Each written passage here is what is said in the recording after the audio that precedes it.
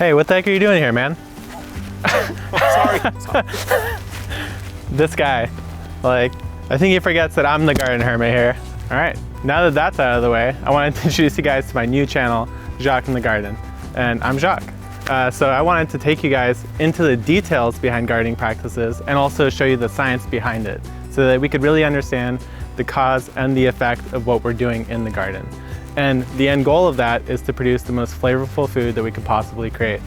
And not only that, but I want to take that food and using simple recipes, create something delicious that you could share with your friends. To accomplish this, we're going to go beyond the basics and really dive into the details while keeping frugality in mind. If you look around my garden, you'll see that I'm repurposing things, I'm reusing them in different ways, because really gardening doesn't have to be expensive to be successful.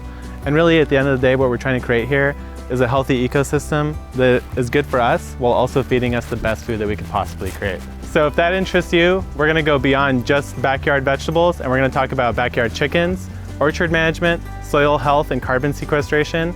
So shoot me a subscribe and there's plenty more good stuff on the way. And oh dang, this guy again? Hey, get out of here!